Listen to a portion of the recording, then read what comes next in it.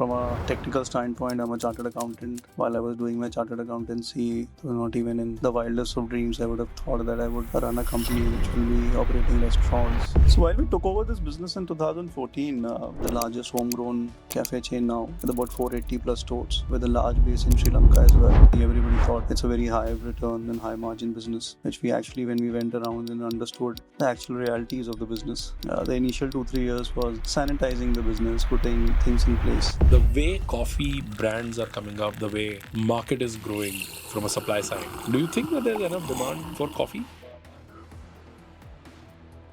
This business historically had never made money. The first time we saw the positive side of the business was 2017. What is a shockingly cool discovery in a tier 2, tier 3? We have about 100 stores in Punjab. There is a store in category A stores, which actually resemble the similar level of sales what we do in metros, right? If somebody is starting a coffee chain today, a coffee brand today, कितने साल sustain करना पड़ेगा according to you before it really starts hitting? See, one thing which has been very important for us as a business and me as... So Rajat, my thesis is, and I've said this before, my thesis is that nobody enters restaurant industry as a plan. Any side of food and beverage industry, people fall into it. At times at will, but अगर वो continue कर रहे हैं तो कुछ तो insanity है या कुछ तो compulsion है जिसकी वजह से ऐसा हो गया. What's your story? How did you get into what you're into today? So thanks, Ashish. So as you rightly said, most of the restaurateurs you would have met, the story is quite unplanned in terms of how they got into this ecosystem of managing F&B. From a technical standpoint, I'm a chartered accountant. While I was doing my chartered accountancy, not even in the wildest of dreams, I would have thought that I would run a company which will be operating restaurants in various capacities and take a leadership position in that. And that's how pretty much I did my chartered accountancy, worked around in global consultancies, especially around on the M&A side, and then looked at a business which was an F&B, looked at taking over that business in somewhere in 2014 with the organization I was working with. And it so happened that in a very, very layman language, that as an M&A guy, you have to go give downloads on what learnings you got. So download dete hum business चलाने लग गए. And that's how I would say, in a very, very layman word, that's how the journey started. So initially got involved on the business to look at sanitizing the business, because when you look at any M&A, sanitizing the business post you take over is very relevant, and this business needed a certain sanitization. So as a process, we hired all the teams, we got the relevant people in place, we got the ecosystem in place to really get this business to a certain stage, because my agenda was to hand over this business to the team who kind of takes it over to the next step and then roll out and then again get back to my roots, which is M&A. But so happened that so grossed in the business that eventually kabhi nikal hi nahi paye isse. And it's been 11 years. It's been 11 years. Now 10 years into active business. 2014-15 was largely M&A, but into active business has been largely from 2016. एक बार आप थोड़ा बताओ, what's the business of Barista about today? What's the size? If you can give us some numbers. So while we took over this business in 2014, this business was historically owned by Lavazza and Italy. And they were managing almost about 120-30 outlets at the point when we took it over. Currently, we are operating and we are the largest homegrown cafe chain now with about 480 plus stores, with a large base in Sri Lanka as well, and looking at multiplying in various other countries.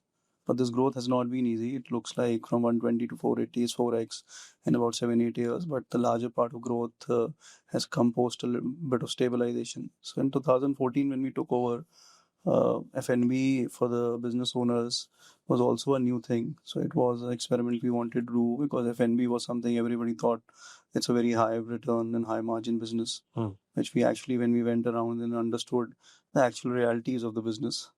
And the initial 2-3 years was sanitizing the business, putting things in place.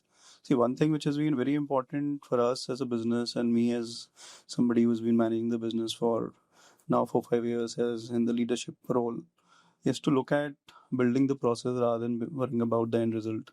That is something which has really helped us to sustain this business, grow the business, and also creating a business story around which is sustainable. I think that was a very, very important uh, thought process while we were trying to put together our thoughts in terms of what we were trying to build.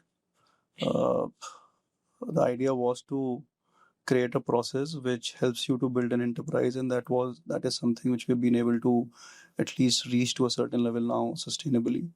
We're proud to say that we are the only coffee shop in this country which makes money, and I think that is something which has been deep rooted. So as a chartered accountant, numbers आपको समझ में आते हैं. You always want to have commercial sense on the business.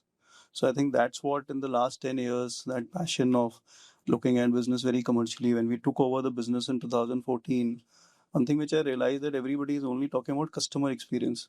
Nobody is talking about what is the commercial value which is coming out of that experience or the business which we are generating. I think that is something which I think that was an add-on which I brought retail experience. So there were a lot of people who had much more retail experience. I would have zero retail experience when I started looking at this business.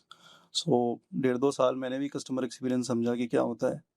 But then I thought there has to be a commercial value also which needs to get attached to it. And that's what really helped us to build something meaningful. Uh, Kudos to and thanks to a lot of people who held me around to understand what retail is. And there is something which I really imbibe in all what I do is learn by doing. And that is something which has helped me over the past decade to really get into the business. How much time did you spend at the cafe? Initial 3-4 years while we were looking at stabilizing the business, because this business historically had never made money, like a lot of coffee shops even today. Even today, yeah. Yeah, so it started in 2000 as a brand. Until 2014 जब तक हमने लिया, it never made money, right? The first time we saw the positive side of this business was 2017. It took about 3 years for us also to understand the nitty-gritties and understand how the dynamics have to work to commercially make it wise. In terms of my time on the retail side and on the ground, I think the initial 3-4 years was pretty much on the ground, and I pretty much started from a bottom to top in terms of how I worked around. So initially the role was largely, when I got involved on the business, was also to look at developing the business more from a business development standpoint. I was not an operator to start with. Let me double click on that. Can you take us through your professional journey in barista? What did you start as from a designation, and what did that role mean in that time, and how did you grow over last 11 years or 10 years? So basically, the business I joined was the business which really took over this business in 2014. So the initial role was more on the corporate finance side and strategy side to put together a detailed strategy to look after managing this business. The designation was around, I think I was an associate vice president to start with, more on the corporate strategy and finance side as a designation, with the dotted line working along with the finance team and also the core operating team to work around the strategy to create a business model which suits.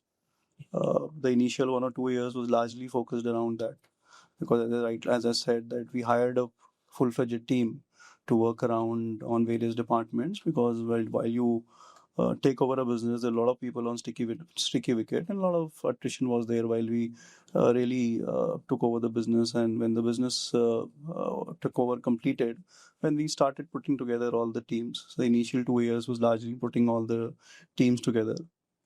A lot of guys from big guys and big names from retail also joined, but we were not able to maybe make commercial sense of the business in terms of what we were looking for. Maybe our expectations as the business owners was different. We were as I rightly said, that everybody talked about customer experience. We were very shying away from looking at making a commercial model work. Did you realize, and I think you're definitely in a better position to comment today, but did you realize that a lot of veterans who claim to know retail or cafe or restaurant business, when it actually brought down to when it boils down to numbers, they did not have that much grip over what they're delivering? I would say if you have people coming from a large enterprise, their way to look at business is to look at quickly scale up.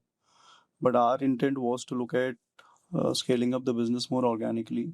Rather than saying that their intent to look at business was in a different line versus what we wanted to do as an investor group, because the idea was to scale up the business at a certain pace and stabilize the business, make commercial sense of the business, and then take steps to really grow the business. Uh, uh, I would also say that when you come from a large organization, you come with a mindset, right? And to change that mindset is not easy, right? For me as an individual, there was no mindset because I had zero experience of what retail is, right? It was pretty much bottom to top in terms of really getting into what exactly it takes to understand the business, right from looking and getting into the stores, deep diving into various opportunities at the store, be it customer experience, be it product, be it back of the house, be it FOH. All of that is something which I had to learn in the initial 2 years, because if you were to ask those right questions with the operators, you need to have those know-how. And that was something for the initial 2-3 years really helped me to really create a profile for myself. Yeah, what was going on in your head as a finance professional, as a qualified chartered accountant, deep diving for first 2 years into what you were doing? क्या सोच रहे थे? A lot of people who joined had a set agenda in their mind because they were hired for a certain role. I was not hired for this role, right? So there is always a freewheeling which you can do, right? And I think that helped me in the initial 2-3 years because the onus of the business was not on me. It was to quickly look at business, help the others who are doing that business. But I was not the guy who was holding the pole to really be answerable for what I'm doing. So Others you who were are still holding a the pole finance professional because I'm while handling it with a finance professional, looking at creating opportunities to see what can be set right and how can we minimize the financial exposure of the business. Because as I said, historically this business never made money until 2017-18, right, where it really started creating a certain value on its own and we were able to make this brand stand out. So initial 2-3 years when I was actually handholding, profiles also changed. I looked at strategic management, then I started looking after a bit of business development, started meeting people, looked at some international expansions, and that's when I signed our first international franchise also in Maldives, and that was again a good exposure for me to understand. Because one thing which helps as a chartered accountant is that because anybody who's looking to invest or looking to operate a business need to have a commercial sense, and that is something which I thought I had an edge over some of the others who were operating. So that again helped me to really seed into the business. Then I got some of the operating team members moved on at the senior leadership level, and that's how I got graduated to a COO role, which was a complete operating role, and where I had to manage the entire operations of the business along with the end mile team. And that's where actually I think the actual journey on business started, which I think was about 2017-18. That's where the real journey of the business started in terms of me taking over the operating reins of the business. so how difficult was it for you to go from a finance guy to a operating role and now to a an executive role where decision making is completely on your shoulders? You're given the credit as well as the brickbats of what happens. In fact, credit may get Right. distributed, brickbats are completely yours. Right. क्या process था, कहाँ पे वो difficulty थी? Did you ever have a chance where you felt कि यार ये कुछ तो है जो मैं गलत सोच रहा हूँ? Probably I'm still thinking from a finance guy's head, and probably the operating hat is something different. See, from my perspective, if I were to answer that, see, the role progression was such that it was pretty smooth from my perspective to look at getting into various roles one by one. So it was a very step up approach. It was not that handling something and then gradually moved into, while you looked at business development also, you have to have a very detailed understanding of what you want to do as an operator. You just can't be doing business unless you have a business sense and you can make an operating business sense of that. So I think the gradual journey really helped me to kind of get enthralled in the role in terms of really understanding the business and then start managing the business. So I would say कि बहुत कुछ सोचा नहीं था कि क्या होगा, कि how would I really take on the responsibility. When I took on the responsibility, uh, it didn't take much time to really uh, understand what the expectations from the roles are. And also the good part is the designation came later. I was doing the same role for a while, right? So at times वो designation का pressure नहीं था. That's a very big point. I don't think a lot of people understand that. Right.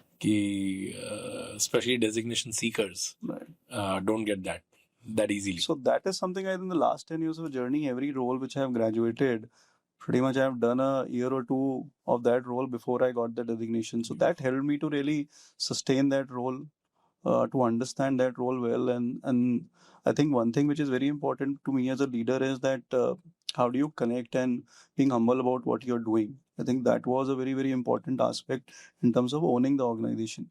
So everybody in the organization had supported me to really get onto those responsibilities. Otherwise, I'm not sure whether these responsibilities could have been handled if there was no support from the bottom line for me to really them to accept me as a leader. Was a guy coming from outside, doesn't have any clue of what retail is, to really understand how their dynamics work. So a balance between a finance acumen versus an operating acumen was very relevant, and I think I was able to manage that role well in the initial 2 3 years. And I think a gradual approach to success was something which helped me to sustain the roles which I was able to nurture for myself from a corporate finance to a CEO about 3 years back. I think restaurant industry or organized restaurant cafe as an industry in India is at its nascent stage, which does not look like, to a lot of people normally. But if you see what Western markets have done, what global scale is, this is actually, I don't know if it's the inflection point or not. We can only see there's that in hindsight, but it's still nascent, right? And the number of leaders that are available to lead a large show today are limited. I'm sure there were a lot of offers on the way, and I'm touching upon in the mind of Rajat Agrawal what's happening. What made you stick to this play, to Barista as a brand, or to the company that you're building? What were the top tenets that made you stick and not really stray? I think the foremost point which comes to my mind is the freedom to operate. I think that was something which is very relevant as a leader for you to look at a freedom to operate, and the investor group really embedded and giving you a full freedom to really look at operating and taking your wise calls while you are still responsible for all the decisions you take. But I think one of the clear agenda was something which has really helped me to stick with this organization is the freedom to operate, and also a very emotional journey of me coming from a background to what I've done. I think it's pretty much I'm sitting here because I've covered this journey. If I would have been still in corporate finance, maybe I would have not been invited on a restaurant work show on FNB, right? So I think that journey has been an emotional journey because I've covered from what I was versus what I'm today and what I'm doing and what I would do in future. I think that journey itself has been a journey in itself, which is very personal to me. And opportunities, this is a buoyant market. India is a growing ecosystem where there is opportunity on retail and other sides as well. But again, what still continues and inspires me and keeps me kicking is the passion and the people around who I work around, and also a freedom at the owner's level to really help me kind of get my passion every day, and the same passion to get to work every day. I think that's what is something which has helped me to be aligned with the organization. It's been 10th year in this business, and sure many more years to come. About the business of coffee, you said that you guys are the only coffee brand in India that's profitable, that makes money. Right. What's happening with business of coffee in India? Because I see a lot of growth, or rather, I would say, I think it's in its infancy, but there's a lot of bubbling. Every day we are experiencing a new coffee brand happening. We work with quite a few, and we continuously are experiencing more. What's happening? क्या हो रहा है coffee business के बारे में? क्या view है आपका? See, the market is still trying to get what is the right model. Still, there is a model fitment which has to come into the market. The market, no doubt, is expanding at a certain rate. Thanks to the digitization, the learning, the money which has come to the the urban, not only to the urban household, but also at the middle class level, which is helping the overall retail boom in India. And again, as F&B, we're also part of that. Uh, Even today, the coffee phenomena has always been 22 decades back when we started this business in 2000. It was a very, very premium segment, but today coffee has become also a very, very commercial segment, and all kind of brands are operating. The good part is that the market sizing is getting big, which is also very relevant, and which is why you see new players coming in, both international and also on the domestic side. One thing which is very important, and why what I see and what I feel is that coffee is become very incidental to the people who are consuming it. They are not just coming for coffee, which is unlike if you were to look at some of the urban markets like Western markets. Coffee is something which is a use case to them as a product. In India, coffee is incidental to various other use cases. I think the market sizing is definitely growing, but in terms of from a earning appetite, there's a lot of stress in the market because of this reason, because it is not the product, it is the incidental opportunities along with coffee which are making the model drive. I think that has to change big time for the sustainability to The come. primary coffee Consumption has to become come up. large to really make the commercial market viable. But I'm sure everybody is doing their best efforts to really make the consumer more educated. And I'm sure that as we grow as a country, as we more mature as a country, India has traditionally not been a very, very morning breakfast market. Globally, almost 20-30% of the sales comes during the morning times on the coffee side, which is not a Europe, case US, in India. Everybody's carrying a coffee. In India, even the takeout market is very little. The online market has got a bit of upsurge over the last 4-5 years, but apart from that, the takeout market is still very limited. People want to dine in a coffee shop, which is alien in an urban market like a Middle East or maybe US. This on the go culture is big, right? Correct. And which is still India is still adaptive to that culture. But do you see the way, and I know that your perspective will help here. The way coffee brands are coming up, the way market is growing from a supply side. Do you think that there's enough demand for coffee?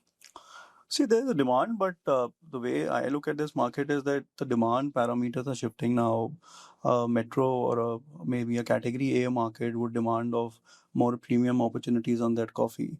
The tier two, tier three, maybe more subsided on the regular caffeine which they want to take, and they're still adapting to the culture of coffee. So the market sizing is improving, but the way the market is behaving in the clusters is getting a bit differentiated.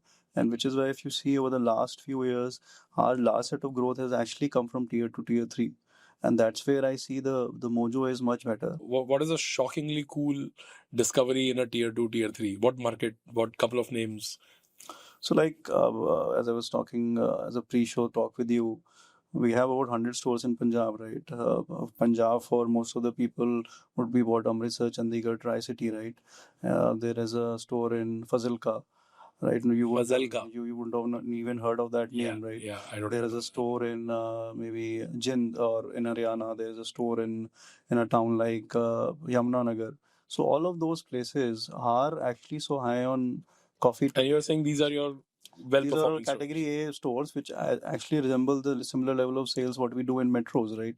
So that is a testimony of one, the brand consciousness which is moving towards the non-metros, and also the willingness of people to really spend money on some of these social elements. And this is something which is really creating a good so it is something which has really helped us to really grow the market and also create market sizing. Today also, if you were to see, most of the brands and some of the brands who've been there in the ecosystem for almost 10 odd years or 5+ years, they have started taking the route which is beyond metros, because they've also realized that that's the deep India which you really need to savor to really cater, to really create a bit of market opportunity. You just can't be a metro phenomena in coffee, because that's where the experiences are growing. People are willing to spend that extra, and the brand acceptance is increasing day by day. What other city? Patna is one of the cities which just comes a quick recall. We operate almost 10 odd stores.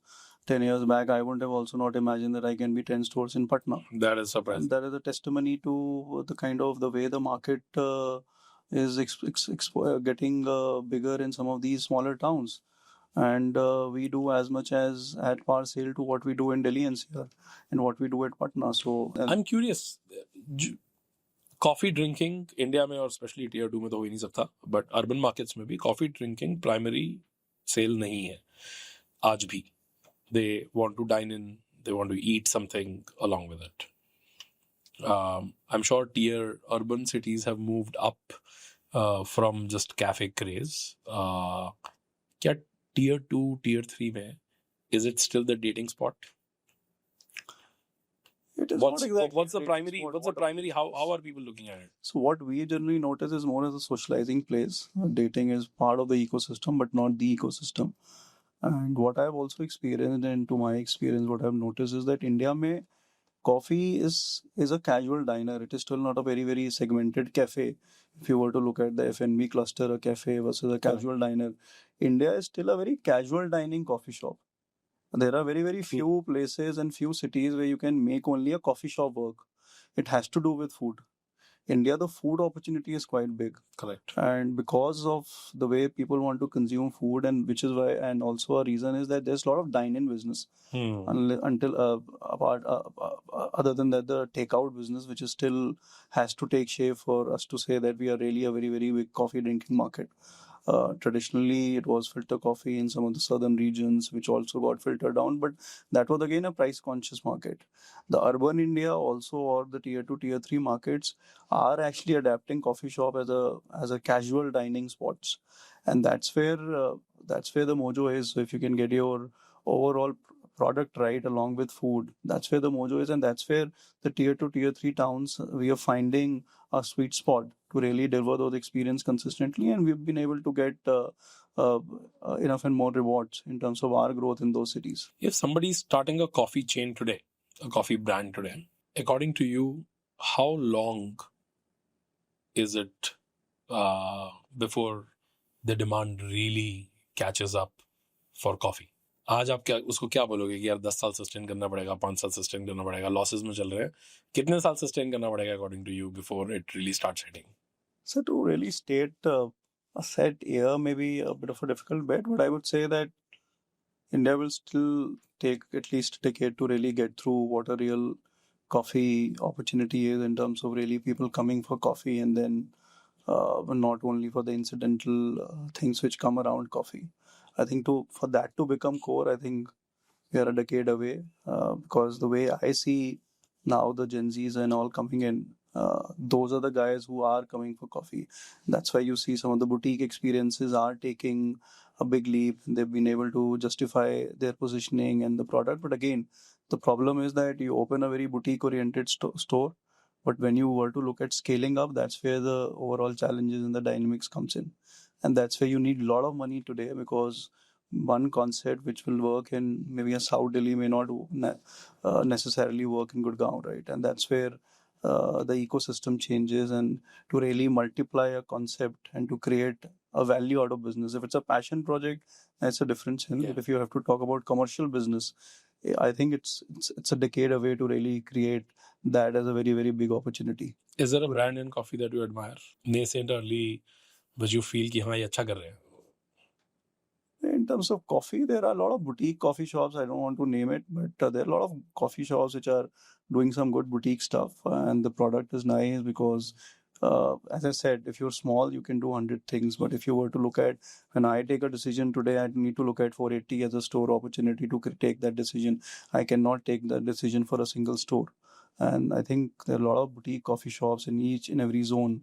I'm based out of Gurgaon. There are a lot of guys who are doing some great stuff around coffee, and because they're still boutique, they can do their orientation on a day-to-day basis, take their decisions on a day-to-day basis, because the guy who's driving has to take that decision for a single store, and I think that is helping them to create that niche, and that niche is getting a bit of credibility around a larger mass in that particular zone. Because coffee also, what we also need to understand it, it's a very neighborhood phenomena. It's not that you're going 10 kilometers for having coffee. India is still not in that zone, and globally also, it's a very neighborhood phenomenon. It's more comfort. Correct. It's not that you have to kind of travel. It's not like a restaurant, because this has to be your neighborhood shop which you can savor every day. One thing which is good about our business is that there's a lot of repeat. Once you savor a particular type of coffee, you will always have that coffee as your preference. And I think that location also, Yeah. I think where you are sitting is also Right. your comfort zone. So for us, almost we've been there as a brand for 2 decades or 25 years now, and almost 60% of our bigger locations, especially high street, have been there 10 years plus. So that again is a testimony of a spot. And there have been use cases where I've taken an alien brand or a third party brand, I've taken that store, people didn't even realize it has changed hands, it's a barista today. They still imagine it's the same coffee shop for the initial bit of time. Now they've anyways realized over. Oh, they're just coming with their muscle memory. Yeah. There have been cases. I don't want to comment on the names, but there have been cases because that spot is what has become an epicenter for them to come. As I said, the coffee is incidental to the overall opportunity in India, which I think is improving, and we see that gradually is improving. But again, what I see is that it will take some time to really that culture to mature in a big way. I think हमारी generation को जाना पड़ेगा for that culture to come in. True that. I completely get it. Rajat, where were you? What were the early years like? Where were you born and raised? And if you can touch upon your, how did you land in CA in the first place? So I come from a small town, Kanpur in Uttar Pradesh, which is next to Lucknow, about 500 kilometers from Delhi. So coming from a middle class family, the value propositions are very simple. There are only 3-4 courses on the line. या तो आप MBA सोचते हो as a commerce student, या आप एक CA सोचते हो, company secretary, or if you are on the tech side, then any which is at that time 25. और अगर बंसल और अगरवाल हो तो CA is a very viable years option. back. And then also the use cases and the ROIs are better कि आपको पैसे ज़्यादा खर्च नहीं पड़ने पड़ते अपने, investment is low, the returns are quite okay. And also in the family ecosystem, there were few people who had done CA, and those are the people whom I grow up seeing. They're doing fairly well in their lives. And that's how this concept of CA came to my life. And till about 2006, I was in Kanpur. I did my entire schooling and even studies, and I chartered accountancy completed in Kanpur. Then I moved out. I first landed in my first job in Bangalore with Ernst & Young, and that's how the career started. And how long were you with EY?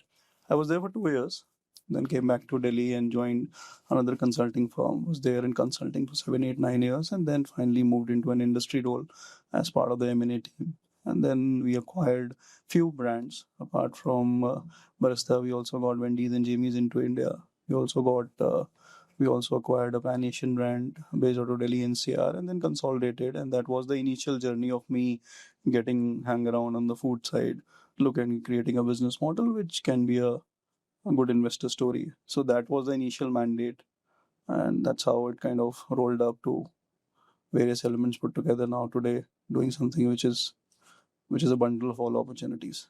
As a leader, as a CEO, one of the things that one realizes is that your organization is kind of, you're the fuel and you're also the bottleneck. Can't do much about it. But how do you keep yourself enriched? How do you work on yourself actively to grow? And if yes, what keeps you enriched? I think 2-3 things which have helped me to really shoulder these responsibilities, as you rightly said, that if you're taking decisions, you're liable for decisions as well, and that is something which you as a leader have to accept. If you are the top guy to take decisions, you're also responsible for all the. But if it's good, it may not come to you. If it's bad, it will definitely come to you. Repercussions. Yeah. So I think one is that family ecosystem plays a very important role. As I said, that I come from a background where I've seen from a perspective that they've been always very humble in terms of what they did in their lives, and the family support also helps a lot in terms of really burning that midnight oil every day, where you do at least 12-14 hours every day, and the family ecosystem. My wife Pallavi has been quite supportive of that in terms of managing, and Also, the parents have been quite supportive. So that ecosystem has really helped. But apart from that, in terms of enriching myself, I think uh, two, three things which we have really done right, and what I have worked on personally is to uh, create an opportunity for myself in terms of really being an active guy in terms of sports and all. That is something which is an ecosystem I've built in What do you even play? in the business cricket. So we have a team as well which we play corporate tournaments and all. So that again is something, the other side of Barista, which we've been able to engage the team with, create an ecosystem where people You have a team prefer sports. at your Yes, company? yes. Okay. So we play corporate tournaments with the team. So that is one thing. Uh, Traveling is part and parcel of the job. So that again is something as a passion which comes to me and keeps me really going and learning to what is happening in the market. I think being in the market is the biggest thing which has helped me a lot in terms of really seeing what are the experiences and what do matters. So How often are you in the field? I think twice a week is at least minimum which I want to spend. क्या करते हैं मतलब field में? See, one thing something which I really believe is to sit in a store and experience, and I think that is where most of the learning comes in. It's not about going and start auditing the store. There are more and more people who are already doing it.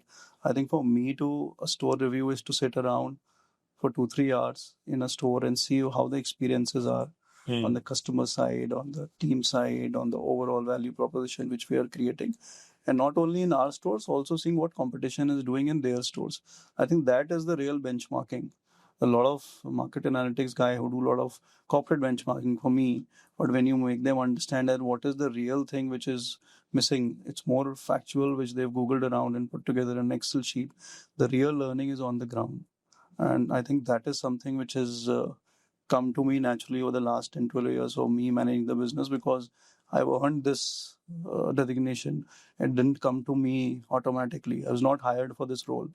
This role was made basis the work which I did. So I think that is something which is a big differentiator, and that value proposition is something which the team is also understanding of, and that is something which has helped me to really grow in this organization. My last one on this, as a people leader, um, how have you changed? Because जब आप अकेले काम कर रहे हैं, when you're an IC, when you're an individual contributor, you can do a lot of things. You can move mountains. You can burn midnight oil and you can do whatever you want. But जब आप leadership position में, when you are supposed to make a lot of people work, it can tax you quite bad. It can also, render you absolutely powerless at times. Right. Who were you before, and what and how it changed over last 7 years, let's say? See, while I was in consulting, and the early days was largely an individual contributor, because you had a certain profile which you had to deliver, and you were only worried about what you have to deliver and what is the result expectation from you. Today, the last 5 6 years, the role play has completely changed. You don't have to do the work; you have to get it done, right? And that's where the management skills become very very relevant. I think the large credit also goes to the consulting days, because you are taught in a manner that management is the most important thing. Technical side is only 40% of what you do. So I think consulting taught me a very, very good lesson in terms of how do we manage the skill sets. And I think that 7 8 years of being in this business, living up to the people expectation, and more than living up to people expectation, is about understanding their expectations and matching them to their core, is something which I think as an individual, as a leader, I've been able to do in terms of really giving them the right set of opportunities and giving them the freedom to really deliver. And that is something which has helped the organization to also grow, and also for me to really uh, get my responsibilities distributed. And I think everybody has played an important role in the journey of our brand from what we were to what we are today. But again, as a leader, if I were to say one thing which is very critical is about giving them their space to operate, and discussing it when it is important, rather than discussing it on a each day basis, because you also need to value the individual you need to work with. And if you are patient about the delivery, as I said, that our organization is has always been based on the parameter of process than always worrying about results. So I think that has been something which has been deep rooted in the organizational culture as well, which has also helped me to really work around with the team. And though businesses has a lot of commercial proposition which has to come out, but yes, people do understand that, and we've been able to kind of work around with that as an opportunity. I'm going to do one more, but franchisee. How much of your large estate is franchisee, right? So about 70% of our business is franchise, yes. And franchisee is something that remains more romantic as a concept in India than what really translates. I mean, doesn't translate into love all the time. What has been your secret sauce of not only signing up but maintaining, a good franchisee network? See, one thing which has worked for well as a brand for us on the franchisee ecosystem is that we were always adaptive to taking on partners where we see that the psychology of them and us is working together, and we are trying to kind of create something which is common in nature, right? uh, I would say that at 100% sanctity level that cannot happen, but as an organization at least we strive for that. At least at a large percentage level we are able to live up to the expectation that the organizational goals are kept first. uh, our opportunity to grow with franchisee was quite balanced, to be honest. We were not looking at just onboarding partners. Our model of operating, or our model of working with franchisee partners to also become an operating partner. So that also really helps So us. is it a FOCO?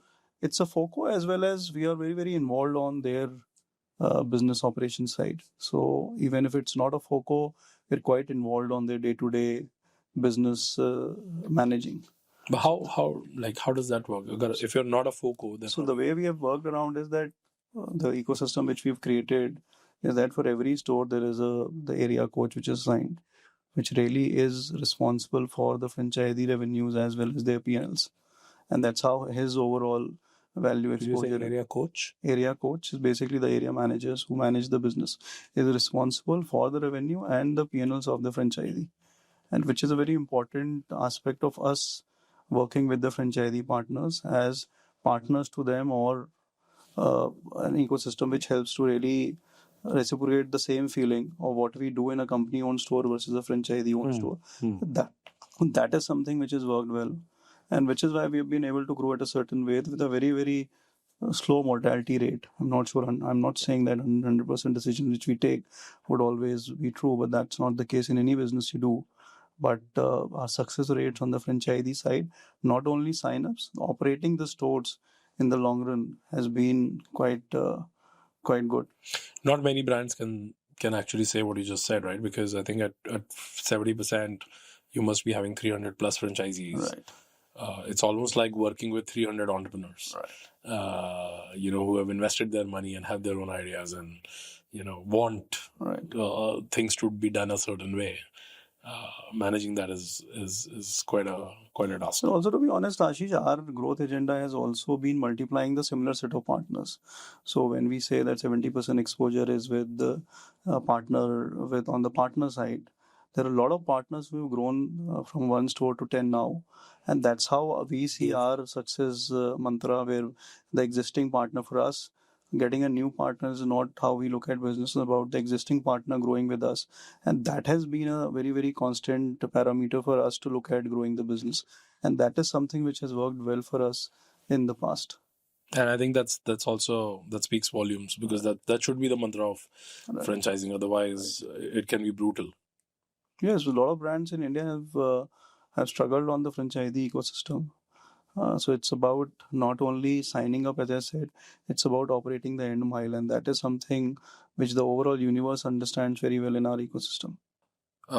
What keeps you awake right now? What are your challenges?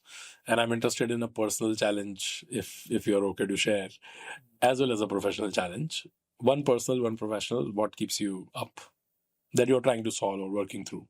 See, the market dynamics are changing each day, right? On the professional point, as you rightly said, there are so many new brands coming in. There is so much of uh, fast exposure to retail which is happening to India, right? So you are at always at the consumer bay, right? So that is something which you have to be very, very active to really adapt to the learnings and then implement and right size your model so that any which ways keeps you kicking each day. And that's an everyday challenge which I'm sure most of the business owners today who are in a scaled up business would face. At a personal level, I think some more time to the family is something which always everybody strives for.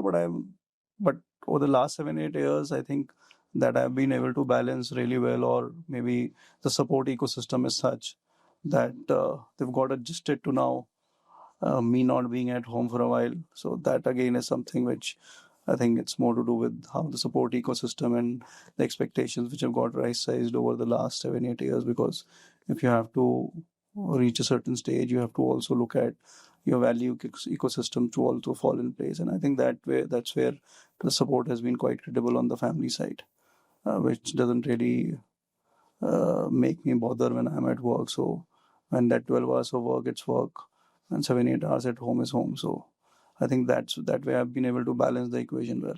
It was an absolute pleasure speaking to you, Rajat. Thanks for agreeing to do this. Thank you. And a lot of inspiring nuggets for me personally. Great journey. Congratulations on the success of it, both professionally for your company, for your brand, as well as personally for where you have come. Thank you, Ashish.